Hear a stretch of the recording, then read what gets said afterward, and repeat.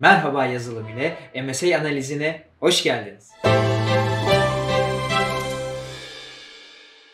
Değerli dostlarım, bildiğiniz gibi anket yapmıştık. Hangi eğitim serisini istiyorsunuz diye. Makine öğrenmesi ve MSA, Multiple Sequence Alignment ders içeriği çok istendi. İkisini de sizler için oluşturuyoruz. Şimdi bu videoda da MSA nasıl uygulanıyor, nasıl birden fazla sekansı hizalayıp korunmuşluklarına bakabiliyoruz ya da aralarındaki farklılıklara, benzerliklere nasıl bakıyoruz? Bunu size elimden geldiğince anlatmaya çalışacağım. Şimdi değerli dostlar, Multiple Sequence Alignment nedir? Zaten bunu biliyorsunuz. Bilmeden zaten bu videoya geleceğinizi düşünmüyorum. Ama ben yine bir özet geçeyim. Şimdi Multiple Sequence Alignment, kısaca MSA dediğimiz olay, birden fazla sekans düşünün. Farklı canlılara, insan, şempanze, inek diyelim.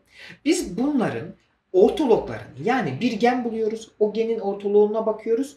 Ondan sonra bunların sekanslarını çekiyoruz. Çektikten sonra bakıyoruz ki bu sekanslar kendi aralarında ne kadar korunmuş ya da belli bir lokasyona bakıyoruz sadece. Korunmuş mu, korunmamış mı gibi analizleri yaparken kullandığımız bir biyoinformatik araçtır. Biyoinformatik uygulamadır ya da algoritmadır da diyebilirsiniz. Şimdi ben burada kendi metodumu oluşturdum. Tabii GGMSA kullanıyorum. Aynı zamanda MSA'de kullanıyorum ve bunları birleştirip verilerimin hepsini NCBI'den, internetten çekiyorum. Böyle bir algoritmayı biz yazdık yani. İlk defa ben yazdım bunu.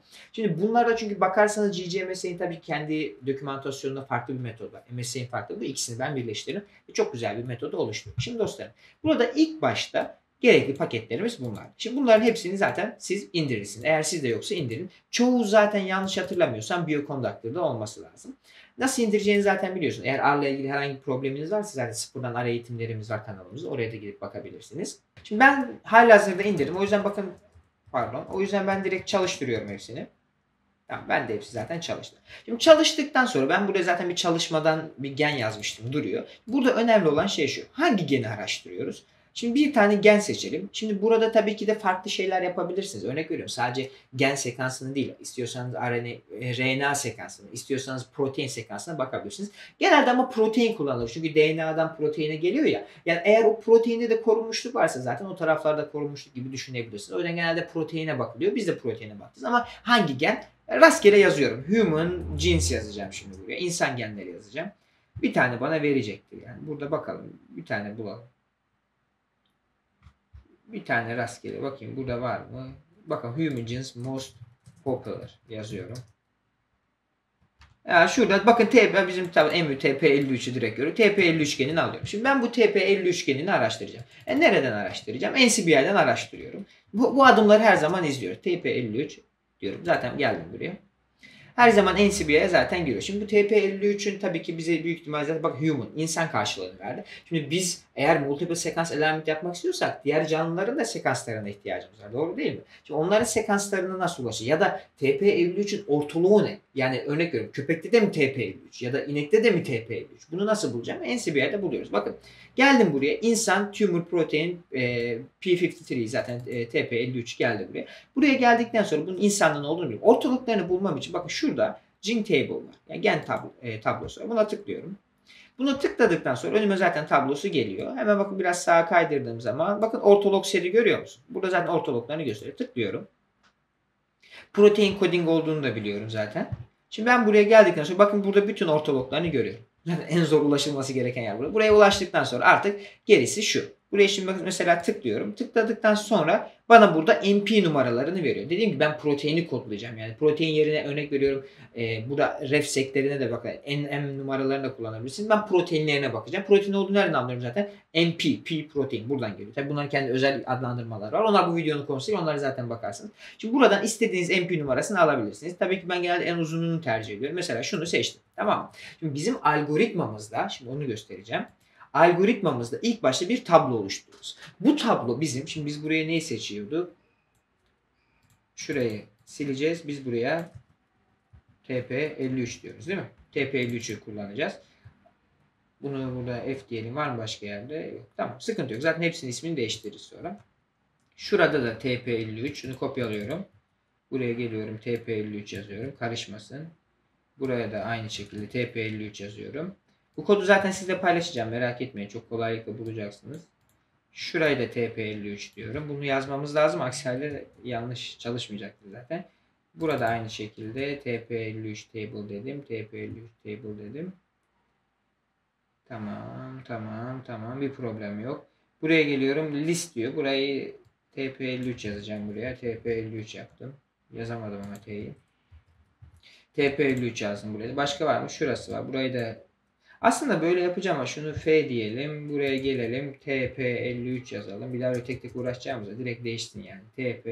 TP53 diyorum. Ol dediğim zaman hepsini zaten bütün TP53 yapmıştır. Tamam, bir problem olursa zaten bakarız. Şimdi İlk başta benim bir data oluşturmam lazım. Bir table oluşturmam lazım ama bunu bir vektörel olarak tutacağım yani ilk başta. Sonra zaten ben bunu matrix'e çevireceğim. Şimdi dostlar ilk başta benim burada MP numaralarına her zaman ihtiyacım var. Neden? Çünkü ilerleyen zamanlarda ben şimdi rentrest sayesinde burada entrest fetch yani çekme işlemi yapacağım. Bu bizim şu rentrest paketi sayesinde NCBI'den MP numaralarını kullanarak çekme işlemi yapacağım için ilk başta MP numaralarımı yazıyorum. Nasıl bulacağımız MP numaralarını zaten gördünüz. Geliyorum. Neydi? Şunu kopyalıyorum. Geliyorum buraya yapıştırıyorum. Bu benim insan TP53 için. Ondan sonra başka canlı seçelim. Burayı kapatıyorum. Mesela muskulosu fareyi seçelim. Geliyorum. Burada 390. Bunu alalım. Fark etmez. Bu MP numarasını alıyorum. Bu çok basit. Yani dediğim gibi bu algoritma normalde MSA olsun, CCMSA biraz zor olabilir ama bu algoritma çok kolay. Yani istediğiniz sonucu da size verecektir. Şurada tabii ki şu boşluğu silelim. Çektim. Bu tabii bizim burada zaten muskulosu varmış. Şunu şey yapalım. Gelelim buraya. Bu arada burada yazmış olduğunuz isimlerin ya da şunların emin olun ya hiçbir önemi yok. Çekme işlemini komple. Buraya istiyorsanız Hasan yazın. Buraya merhaba yazın. Yani burayı yanlış yazsanız da problem yok. Önemli olan MP numaralar. MP numaralarını doğru yazmanız lazım ki bunları kullanarak çekme işlemi yapacağız. Tabii ki de buradaki isimler de çıkan platın yanında yazacak. Onlara da dikkat edebilirsiniz. Şimdi başka bir canlı daha seçelim istiyorsanız. Burayı kapatıyorum hemen. Anlaşılmayan bir şey yok diye umuyorum. Varsa zaten şey yaparız. Şu zebra fişi alalım. Yorumlarda belli edersiniz. Ben yardımcı olarım. Buradan da bunu alıyorum. Geliyorum. Şuraya yapıştırıyorum. Şurayı boşluğu silelim ki hata vermesin bize. Şimdi burada tabii ki dediğim gibi isimlerin hiçbir önemi yok. Ben direkt zebra fish yazıyorum burada. Ama çok kötü yazdım. Bunu daha güzel yazalım. Zebra fish yazdım buraya. Tamam. Süper. Şimdi 3 taneyi kullanalım. İstediğiniz sayıda kullanırsa ama şunu unutmayın. 20 tane yaparsanız ya da 40 tane. Şimdi biz istek gönderiyorsunuz ya NCB'ye. Bu arada sizi şimdi gidip spam olarak görebilir. O yüzden bağlantınıza engel koyabilir. O yüzden maksimum 5-6 tane yapsanız sizin için yeterli. Çok varsa beşli beşli gruplar ayırarak yapabilirsiniz. Yani onu bakıp ayarlarsınız zaten. Şimdi burayı çalıştırdığım zaman göreceksiniz bir tane table'ın burada oluşuyor. Şimdi ben burada bunu matrix formatına çevireceğim. Neden? Çünkü burada ben buna table yazıyorum ama orijinalde bu bir table değil. Baktığınız zaman karakter tipinde bir vektör oluşturdum ben burada sadece. Şimdi ben bunları table'a dönüştüreceğim. Ya matrix'e dönüştüreceğim. Bunu dönüştürürken diyorum ki by row türünü satırlara dikkat et. Bakın satırlara dikkat et. Satırlara dikkat et. Satırlara göre kaç tane satırım var? 3 tane. Bunu belli edip çalıştırdıktan sonra değerli dostlar bakın şunu göreceksiniz. Otomatikman ben bunu matrix haline getirmiş oluyorum. Tamam mı? Matrix haline getirdikten sonra ben buraya tabii birkaç tane açıklama yazdım ama ben zaten kodu anlatacağım. Şimdi bunu data frame'e çevireceğiz. Tablo olarak çevireceğiz ki o tablonun MP numaraları, NCBI accession olması lazım. O şekilde isimlendiriyorduk. NCBI protein accession kolonuna göre verileri çekeceğiz çünkü. Bunu tablolaştırırken şunu kullanmanızı tavsiye ediyorum. False yazarsan string as factor. Faktör dediğiniz bir veri yapı türüdür. Eğer siz bunu true derseniz gider sizin aynı olan örnek veriyorum karakterlerinizi gider 1 der, 0 der. Onları aynı kategoriye koyar. Bu sefer çekme işlemine sıkıntı olabilir. O yüzden buraya false demeniz gerekiyor. Bunu çalıştırdığım zaman da bakın data frame'im oluştu. Açıyorum. V1, V2, V3. Protein accession'lar, isimler ve hangi gen oldu. V1, V2, V3 olarak da bırakabilirsin ama değiştirmek güzel. Bakın direkt call names'leri bu şekilde değişiyorum. Buraları hızlı geçiyorum. Bunları temel seviyede hep anlatmıştım. Şimdi gelip açtığım zaman bakın NCBI, Protein Accession'lar, Species, Gene Name olarak buraya geliyor. Bizim tabii önemli olan kolon burası. Burada hiçbir hata yapmayacağız. Unutmayın. Burada çekme işlemi yapacağız çünkü. Tamam mı? Geliyorum hemen. Burayı yaptıktan sonra artık en önemli yere geliyorum. Get FASTA Sequences yazdım. Yani FASTA formatında dosyaları çekeceğiz. Entries Fetch List olarak. Entries fonksiyon ismi var. Fetch İngilizceden geliyor. Çekmek. List def olarak çekeceğiz. Hangi paket sayesinde? Entries paketi sayesinde çekiyoruz değerli dostlarım. Şimdi burada şu properties'leri vermeniz lazım. DB dediğimiz şurası. Göstereyim. Mesela siz NCBI'nin kendisine gelin. Şurası var ya, bakın database. Diyor ki ben burada hangisinden arama yapacağım. O yüzden burada biz proteini seçeceğiz. Bakın şurada zaten protein vardır gördüğünüz gibi. Geliyorum kod kısmına da ne diyorum? Proteine gidiyorum. Tamam mı? Proteine. DNA olsaydı DNA database'ine, veri tabanına gidecektim. ID dediği hangi ID'ye göre çekeceğim? Biz bunu hangi ID yapıyorduk? Az önce size söylediğim gibi bakın şu protein accession. Buradaki MP numaralarına göre. Red type ne? Ben bunu hangi şekilde alayım? Hangi formatta alayım? Hangi formatta? FASTA format. Niye? Çünkü sekans olduğu için içerisinde. Biz sekansları FASTA formatına tutuyoruz. Şimdi bunu çalıştırmanız bu biraz bekletecek. Çok az ama. 1, 2, 3, 4, 5. Yani 5-6 saniyede zaten geliyor. Dediğim gibi ne kadar çok olursa o kadar daha çok beklersiniz ama bu sefer HTTP 440 request fail denied gibi, yani denied engeller erişimimize çok fazla istek attınız ama spam'a düşürebilir. Ona dikkat edin. Şimdi bir liste çekti. Bakalım listeye. Mesela şunu yazdıralım. Yazdıramadım. Pardon, şuraya tıklıyorum bir daha. Enter'a basıyorum. Bakın gördüğünüz gibi benim MP numaram değil mi? Ondan sonra bunun Homo sapiens insan oldu ve bu proteinimin bana sekansını çekmiş oldu. Dediğim gibi gidip bir daha tek tek şey uğraşmanıza gerek yok. Gideyim sekansımı alayım, FASTA formatında indireyim, FASTA formatında dosyayı alayım, ekleyeyim. Gerek yok. Benim oluşturmuş olduğum bu şeyde formatta direkt olarak ne yapacaksınız dostlarım? NCBI protein accession numarasını bulacaksınız. Yazdığınız otomatik çekiyor. Şimdi bunun sonra ne yapacağız? Tabii bakın burada temizleme işlemimizi de yapmamız lazım. Aralarda bakın şu /n'ler vesaire var. Bunları da direkt FASTA Cleaner sayesinde bakın temizledikten sonra otomatikman bizim istediğimiz sekans formatına geliyor. Tamam mı? Ardından tabii ki de ben burada şimdi benim bu vektör oluşturdum burada. Bu arada vektörümüze bakalım istiyorsanız. Çalıştırıyorum. Bakın benim şu an burada şu şekilde tertemiz bir tane vektörüm var. Süper, bir problem yok. Ama şimdi bunu ne yapacağım tabii ki de? Bunun isimlerini vermem lazım. Çalıştırıyorum. Çalıştırdıktan sonra tekrardan vektöre baktığım zaman bakın direkt olarak benim vermiş olduğum isimler geliyor. O protein accession'lar var ya, onları kaldırıyorum. Neden? Çünkü birazdan alacağım plotta gidip accession numaraları yazarız. Ben hangi accession'ın hangi canlıya ait olduğunu bilemem. O yüzden ben orada yazacak isimleri otomatik olarak species'ten, yani şuradan alıyorum. Tamam mı? Süper. Burayı aldıktan sonra şimdi artık strings, yani setlere geliyor. Şimdi siz eğer amino asit kullanıyorsunuz, yani protein kullanıyorsunuz, amino asit. O yüzden amino asit string set. DNA kullansanız DNA string set yapmanız lazımdı. Biz protein kullandığımız için ne yapacağız? Amino asit string set kullanıyoruz. Çalıştırıyorum şimdi. Şu an ben string setimi oluşturuyorum. Zaten buraya baktığınız zaman göreceksinizdir. Bir detayına bakmanız lazım. Yani buraya bir daha girip şey yapmaya gerek yok. Bizim istediğimizi yapıyor yani. Ondan sonra şuna geliyoruz. Hangi görüntülenmesi şekli? Şimdi burada clustral V var. Omega olması lazım. Omega olması lazım. O var. Başka görüntülenme şekli var. Biz clustral'ı kullanıyoruz. Ben onu tercih ediyorum. Siz tabii projenize göre Omega mı kullanacaksınız? Clustral V mi kullanacaksınız? Clustral W mi kullanacaksınız? Onu seçebilirsiniz. Biz Clustral V'yi kullanalım burada. Bir alignment oluşturacağız. Bu alignment'ı da MSA fonksiyonuyla. Nereden geliyor? Bakın buradaki MSA'den geliyor. MSA fonksiyonum sayesinde neredeydim? Burayı çektim, şuraya. MSA fonksiyonum sayesinde ben burada belirlemiş olduğum vektörün şimdi multiple sequence alignment'ını yapıyorum. Yani bunları ne yapıyorum? İsimleri buraya alıyorum. Sekansları buraya, ismi buraya, sekansı buraya. Alt alta sıralayacağım. Bu fonksiyon sayesinde çalıştırıyorum. Tamam, şu an herhangi bir sıkıntı yok. Çalıştı. Ondan sonra ne yapacağım? Benim tabii ki burada alignment'ım, ben burada amino asit string set olduğunu belirttim. Buraya da ne yapıyorum? Geliyorum sonra bunun sınıfının bir amino asit olduğunu belirliyorum. DNA olsaydı DNA olacak. Unutmayın.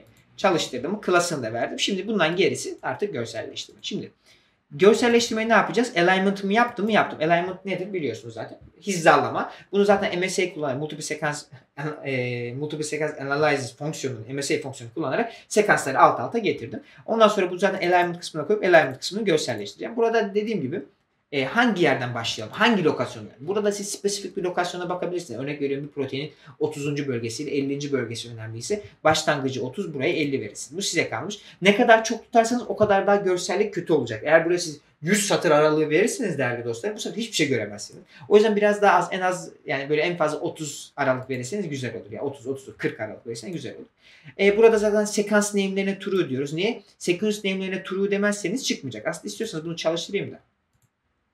Şimdi şu plat yerine platımız gelsin, görelim. Uyarı mesajı gelebilir. Bu çok önemli değil. Bakın şimdi ben buraya zoom dedim. Birazdan zoom olacaktır. Gördüğünüz gibi GG MSA'mizi bu şekilde alıyorum. Şimdi zoom verip ekrana da getirelim. Bakın bu şekilde MSA'mizi aldık renkli bir şekilde. Human az önce söylüyordum mesela. Şimdi şuradaki sequence name'ini false yaparsanız buraları uçururuz. Human, mus musculus, zebrafish olarak geldi. Sekansları da bu şekilde. Yukarıdaki tabii ki bakın şunlar olsun. Şurada geomsec bloğu koyuyoruz ki hangisi daha çok ekspresyon var görebiliyoruz. MSA barlarda yine sekansların en çok hangisinde korunmuşluk var bu aşağıda bize gösteriyor. İstiyorsanız gelin buraya biraz inceleyelim. Şimdi dostlar, burada gördüğünüz gibi sekanslar var. Belli. Aynı renkte olanlar aynı renkte. Mesela bunlar boşluk anlamına geliyor. Şimdi bakıyorum ki burada M var. Mesela hem human hem de farede mus musculus'ta korunmuşken burada korunmamış. Ya da buraya geliyorum. Mesela en sona bakın. S. Burada human'dan bu S amino asidi burada serin olması lazımdı. Korunmuşken ve hiçbirinde korunmamış aslında. Hepsi birbirinden farklı. En çok neresi korunmuş? Bakın mesela burada bir F kısmımız var. Human. Bu amino asit üçünde de korunmuş diyebiliyorum. Bu şekilde bakaraktan yorumlamalarımızı yapabiliyoruz. Dediğim gibi GCMSA bu şekilde bir algoritma ile çok güzel bir şekilde uygulayabilirsiniz. Tabi burada farklı şeyler de var. Şunu da söyleyebilirsiniz. Ya şimdi hocam ben bunu böyle yaptım da ben bunların yüzde kaç korunmuş olduğunu nasıl bileceğim? Orada da tabii ki belli matematiksel işlemler yapıp bunu bir tabloya çevirebiliyorsunuz. Ne demek istiyorum? Mesela şimdi şuraya gelelim. Burası mı? Şuna bir tıklayayım. Bu değildi pardon. Şimdi şu vektör olması lazım. Bu kısmı siz tabloya çevirebilirsiniz. Tabloya çevirdikten sonra otomatikman şimdi şu hizaladığımız şeyler var ya, şuraya bir daha çalıştırayım. Şu hizaladığımız şeyler var ya, mesela M şurada da görüyorsun. Bunların hepsini bir tablonun içerisine alır. Her bir amino asidi de bir hücreye koyar. O şekilde de yüzdelik hesapları, korunmuş yüzdeler hesap yapabilirsiniz. Eğer korunmuşluk yüzdelik hesaplarını da hocam nasıl yaparım? Ben mesela bir satırın yüzde kaç korunduğunu nasıl anlarım? Bunu da gösteririm derseniz yorumlarda belli edin. Ben onun için de ayrı bir video çekerim. Bunları nasıl tabloya dönüştürüyoruz? O tablodaki satırlardan nasıl korunmuşluk yüzdelerine ulaşıyoruz? Onları da size gösteririm ama temelinde GGMSA'ydı. Görselleştirme yani Multiple Sequence Alignment'ı bu şekilde yapabilirsiniz. Umarım açıklayıcı olmuştur. Dediğim gibi temel seviyeyi bilmeden buraya gelmek, söylediğim her şey yabancı olabilirsiniz. Ya ne diyorsun hocam ben anlamadım diyebilirsiniz. O yüzden temel seviye eğitimlere bakıp biraz temelinizi oluşturduktan sonra buraya gelebilirsiniz. Benim oluşturmuş olduğum algoritma bu şekilde. Elimden geldiğince en basit şekilde anlatmaya çalışıyorum. Ama buna nasıl ulaşabilirim derseniz dostlarım, ben bunu şuraya geliyorsunuz. Bakın GitHub'da ben bunun linkini paylaşacağım zaten. Burada kodların aynısını göreceksin. Ben bunu GitHub bioinformatik olarak buraya bir repozitör açtım. Buraya koyayım. Buradan kodlara ulaşabilirsiniz. Açıklama kısmında zaten link olacaktır değerli dostlar. Buraya girip kodlara da erişebilirsiniz. Umarım her şey sizin için açıklayıcı olmuştur. Varsa aklınıza takılan bir şey yorumlarda belli edin. Başka çekmek istediğim bir videonuz varsa önerileri de yorumlarda belli edebilirsiniz. Dediğim gibi elimden geldiğince anlatmaya umarım yararlı olmuştur. Kendinize iyi bakın. Diğer videolarda görüşmek üzere.